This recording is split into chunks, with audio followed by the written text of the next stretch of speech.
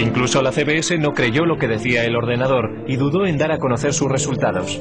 Pero al final el UNIVAC tenía razón. El poder y la utilidad del ordenador habían sido probados. Después del éxito del UNIVAC, varias empresas empezaron a ver un futuro en el desarrollo de los ordenadores. IBM empezó a darse cuenta de que los ordenadores serían cada vez más pequeños, más baratos y más fáciles de manejar, y que habría un lugar en los negocios para estas máquinas que, desde luego, a la larga, sustituirían a la tecnología de las tarjetas perforadoras. Para comienzos de la década de los 60, IBM dominaba el gran mercado de los ordenadores. Los negocios empezaban a depender de los ordenadores. Las máquinas se iban haciendo cada vez más pequeñas, gracias al cambio de tecnología de tubo a los transistores, a la tecnología de los transistores. Y la carrera hacia la Luna iba a hacer que los ordenadores fueran aún más pequeños. En 1961, Norteamérica iba a la zaga de Rusia en la carrera por el espacio. En el incesante intento de ganar a los rusos, el objetivo de la NASA era que el hombre llegara a la Luna. No iba a resultar fácil. Cuando comencé a trabajar en la NASA en 1962, el primer día me dieron una regla de cálculo de 20 inch. Nuestros cálculos se hacían principalmente en calculadora de bolsillo. Teníamos a un número de personas a las que asignábamos nuestras hojas de datos, y su trabajo consistía en trabajar con sus pequeños cálculos. Pero los astronautas no podían confiar en reglas o calculadoras de bolsillo en el espacio. La misión requería un ordenador guía sofisticado. A principios de la década de los 60, sin embargo, una máquina tan potente como la que necesitaban ocupaba toda una habitación. La NASA intentó reducir el tamaño del problema. Afortunadamente, el primer gran avance en el camino a la miniaturización ya había tenido lugar. En 1947, 3 científicos en los laboratorios Bell inventaron el transistor.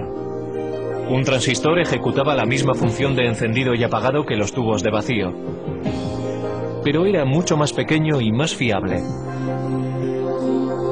Los transistores se hacían con silicio y cable diminuto. El silicio es un semiconductor. Si se aplica un voltaje pequeño, se comportará como conductor, permitiendo que pase una corriente entre los cables. Si no hay voltaje, actuará más como un aislante bloqueando la corriente.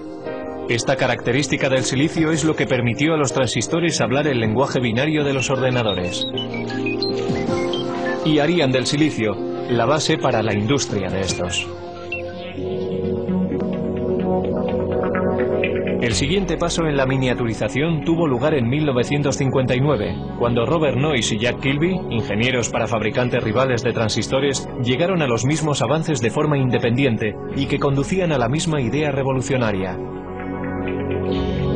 Toda una red de componentes electrónicos, transistores y todo incorporado en un solo chip de silicio. La gran innovación en la electrónica se llamó el circuito integrado. En 1969, 5.000 circuitos integrados componían el corazón de cada uno de 2 ordenadores idénticos. Uno en la órbita lunar y el otro en la Tierra. Para su tamaño, estos eran los ordenadores más potentes de la Tierra. Mientras Neil Armstrong daba un pequeño paseo en el polvo lunar, Ted Hoff, un ingeniero con la compañía de chips Intel, estaba dando un gran paso en el proceso hacia la miniaturización. Estaba desarrollando una idea que pondría todo el ordenador en un chip de silicio, el microprocesador.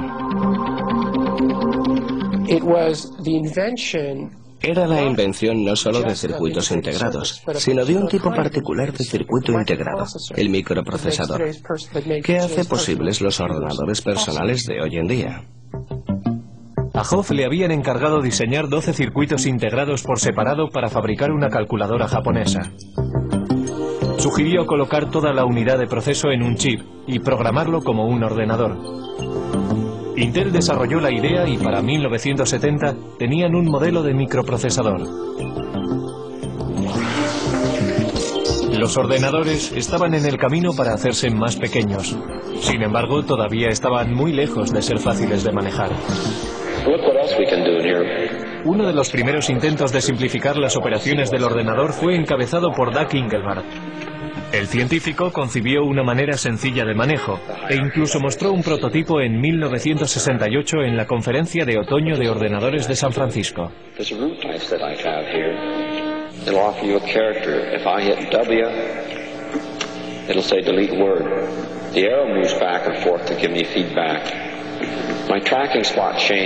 Soldando un teclado y un aparato para señalar que llamó ratón, Engelbart trabajaba con un ordenador a 30 millas de distancia, unido por microondas, y demostró que se podía procesar palabras en un hipertexto. Muchos en aquella audiencia se fueron a casa realmente inspirados. Pero solo un grupo iba a completar la visión de Engelbart. Ese grupo estaba a muy poca distancia, en Xerox PARC. Xerox creyó que el futuro podía estar en los ordenadores y comenzó a construir una máquina de fácil manejo. En 1973, Xerox introdujo el Alto, que incorporaba muchas de las innovaciones en ordenadores personales que hoy en día damos por supuestas. El Alto tenía un ratón, una interfaz gráfica, estaba construido de forma interconectada e imprimía en una impresora láser. Debería haber revolucionado la industria, pero a $18.000 cada máquina. El Alto no estaba diseñado para particulares. Los ordenadores todavía eran máquinas élite, propiedad del gobierno o de grandes empresas y universidades. En el pasado, los grandes ordenadores centrales procesaban nóminas, guardaban el rastro de archivos, seguían la pista y hacían cálculos científicos. Si una facultad tenía la suficiente suerte como para acceder a un ordenador, los estudiantes y los profesores compartían tiempo en ellos. Pero el mercado del chip estaba creciendo, la velocidad de procesamiento crecía y los precios bajaban. La revolución estaba al alcance de la mano. Y la carga no sería liderada por una gran empresa, sino por un grupo de aficionados e ingenieros librepensadores. Dos de aquellos revolucionarios fueron Steve Jobs y Steven Wozniak. A mediados de los 70, empezaron a fabricar un ordenador pequeño en un garaje de Palo Alto. Lo llamaron el Apple I. Steve Jobs era un estudiante de universidad que había abandonado los estudios, pero era diferente. Era muy inteligente, muy avispado. También era extremadamente ambicioso. Pero quizás más importante que eso, conocía a otro Steve Wozniak, que era un brillante ingeniero de hardware. Al ir abaratándose los chips, algunos nada caros, empezaron a aparecer kits de ordenadores de automontaje. Uno de estos primeros kits apareció en la cubierta de Popular Electronics en 1975. Se llamaba el Altair. El Altair se planteó como el primer kit de mini ordenador para rivalizar con modelos comerciales. Muchas personas se interesaron en él a $400 cada kit. Estos primeros ordenadores, anteriores a los primeros Apple, eran en realidad para técnicos e ingenieros informáticos que tenían conocimiento de cómo conectar cables y conectar otros dispositivos y hacerlos trabajar. Así que pensé, compraré unos cuantos chips, un microprocesador y diseñaré mi propio ordenador. No fue que quisiera burlarme del mundo, era solo que quería hacer de este ordenador algo más personal que los interruptores que tienen posiciones arriba y abajo para introducir extraños números binarios. Steve Jobs vendió su Volkswagen y Steven Wozniak vendió su calculadora HP para financiar su empresa. En 1977 introdujeron el Apple II, un ordenador atractivo, independiente y un teclado. Con la adición de un monitor y un drive para un disquete, el aspecto de un ordenador personal empezaba a cobrar forma. El Apple II se estandarizó con 4 kilobytes de memoria y a un precio base de $1.200. Era mucho más barato que las máquinas industriales anteriores.